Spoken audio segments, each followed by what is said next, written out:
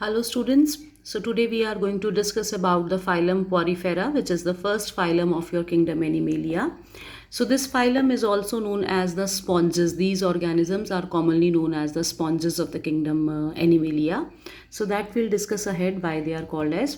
So let's begin with their basic characteristics. So as I told, they are known as the sponges because their body is filled with water. There is a very important water transport system, and if you squeeze the organism, you will find out as the water is moving out from the sponges. So here in this case, water is also moving out. Then another important is if we talk about their habitat, so they are marine. Marine means they are found in sea water only, and these organisms are asymmetrical. So asymmetrical means it is a type of symmetry in which the body cannot be divisible into two equal halves along any of the plane. So you can see this is an example of the ascenoid, which is Leucosolnia. You cannot cut the body of this organism into two equal halves along any of the plane. So such type of organisms, they are called as the asymmetrical animals, and in kingdom Animalia this phylum is only there which is asymmetrical.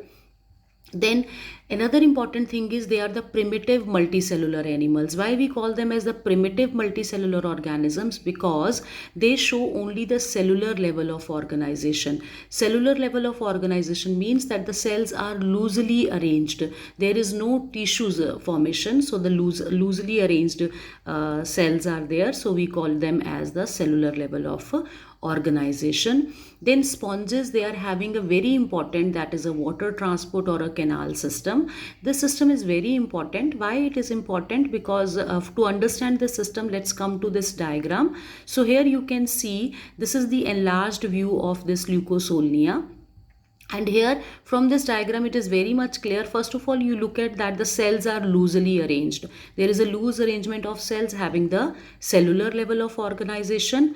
Then the another important thing is there, in between the cells there are certain cells which are called as the porocytes, and through these porocytes the water is moving in through this ostium, that is the opening towards the water, and then the water is coming to the spongiocele, the cavity inside this, and moving out through the osculum. So there is a continuous water transport system from ostium to spongiocele and then from the osculum to the outward.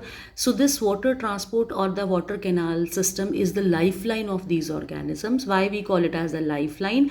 Because along with this water, that water is able to do different functions for the organism. For example, the first one is the digestion or the capturing of food, because along with the water the different food particles, different organisms, they enter into these organisms and then they will be captured by these cells and being further digested over there.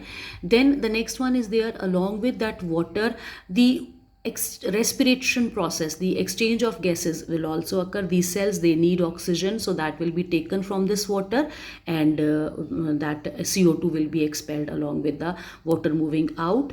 And another important system is there, that this is responsible for the removal of waste. Whatever the waste is generated inside the body, inside the spongiocele, that will be removed out along with this water transport system. So this is very important, the lifeline. And another important thing is there, as these organisms are hermaphrodite.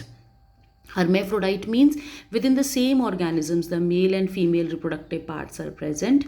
So we also call them as the bisexual. So here within the same body the eggs and sperms are produced and the fertilization is internal. Then after that the zygote will move out along with this water transport system and then behave as a new individual. So these here, if we are talking about the fertilization, so the development of the organism is indirect type. Indirect means that here the development is indirect type. Indirect means that the larva do not resemble morphologically with the adult, that the larval stages are entirely different from the adult stages. We cannot resemble the larva with their adult one, so that type of development is called as indirect development.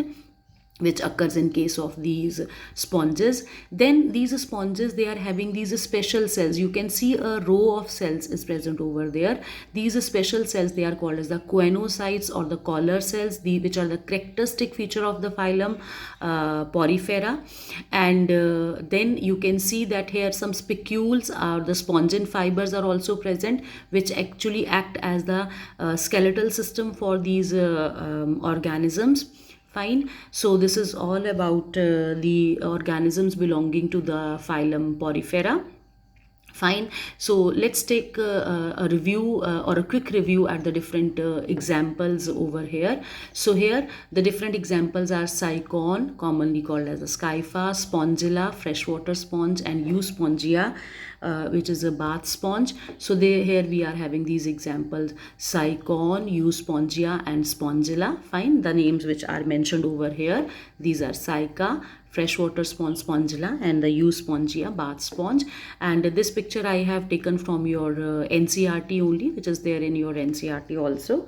And let's take a review of some other examples from this kingdom Porifera. Like these organisms, they are sessile. Sessile means that they remain attached with the rocks. They do not move. Fine. They complete their life cycle while attached over there. Then another example, here you can see that these osculum are very much clear. As I told you that water is moving out through these osculum. So these osculum are very much clear here in this picture.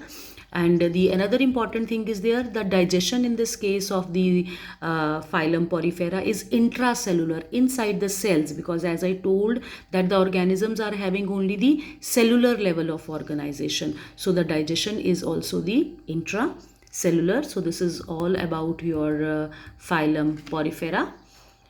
Thank you.